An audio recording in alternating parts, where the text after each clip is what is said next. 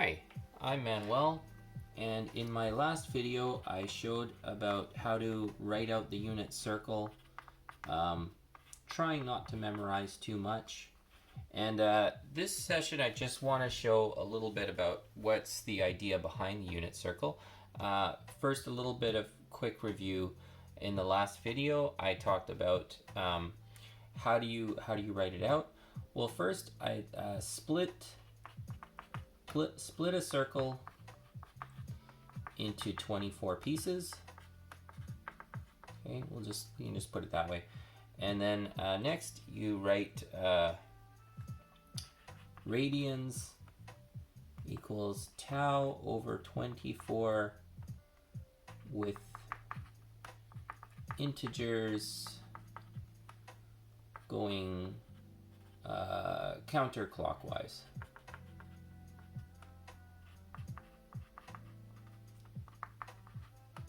From right side. Okay, so you just work your way all the way around.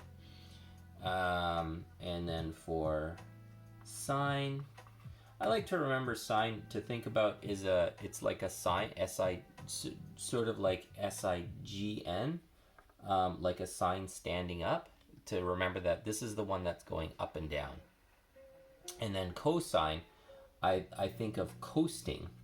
So that's left to right, right? Cosine is coast along the x-axis, or the horizontal. So sine and cosine, they are both going to be have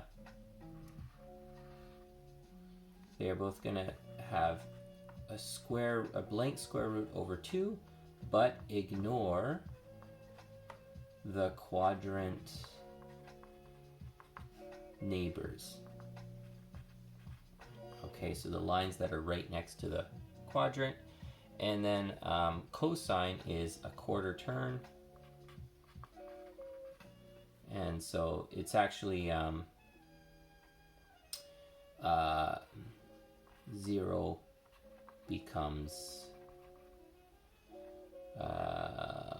6, basically 6 tau over 24. Or you could think it's the 90-degree turn, but basically from a quarter turn you do the exact same thing. And then finally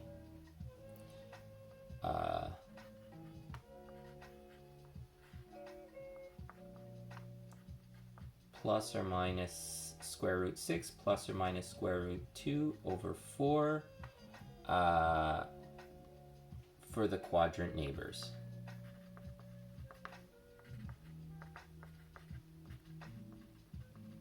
All right, and then you just work your way up, and then just remember along the circle you go up and down, depending on whether it's positive or negative. So what is the sign? What is the unit circle? What is it for? And the simplest way I've come up to think about it, let's say, so we've got our horizontal line in between here, and so let's say we form an angle over this way, and we're just going to give that angle the number of 1. Okay, so this is equal to 1. So that could be 1 kilometer, 1 meter, 1 inch, 1 whatever. But we're just going to give it 1 unit of whatever we decide. And this becomes a triangle. We have this, it goes right to along the horizontal line. Okay, so as far as we can, just along where the horizontal line would go. We're going to skip that little part. And this forms the right triangle.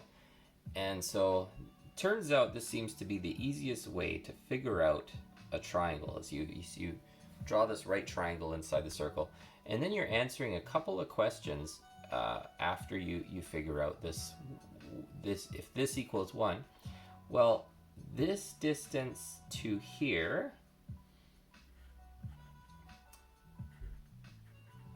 that's the radians. So if you're saying if this is 1, then how long is this little curve along here? That's what the radian is. And then if you say, well, how long is this little this line here? That's the sine ratio. All right, and then if you're asking how long is this line over here, that's the cosine ratio. And almost everything else in trigonometry is an algebraic arrangement of these things, of these factors. Sine and cosine, it's either impossible or it's hard to figure out an actual algebra based on this this one, because it's like it's a pictorial view. It's asking a question about this geometry thing. So yeah, if this is equal 1, then how long is this line? Well, that's the sine ratio. If this is equal 1, then how long is that? Well, that's the cosine ratio. And finally, how wide is this curve? That's the radian. And so if we were to say that this is the, let's say this is the 45-degree mark, which is, we saw in the previous circle, that is 0, 1, 2, 3 tau over 24. Yeah, 24. So whatever you calculate to 3 tau over 24, that's going to be this little length. And if this length is higher than 1, then you just multiply it by whatever that number is, right? Sine ratio, that's for the 45-degree, or for the 3 tau over 24. Well, that would be 1,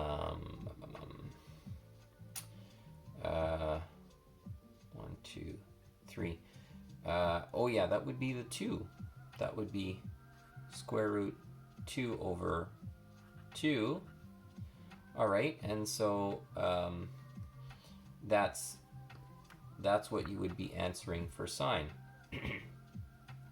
And it just so happens that cosine would be the same thing, so, because those two angles are the same. So square root 2 over 2 you would find out the exact length, and square root 3 over 2 you'd find out the exact length. So you could do it without the calculator using this theory. That's the common angles. Obviously we use a calculator for the more uncommon angles. So then when we got like 39 degrees, or when we got like, I don't know, 3.85 tau over 24, that's where it's just really hard to calculate mentally. But you can kind of see how it works in theory. Hopefully that answers a few questions. Thank you much.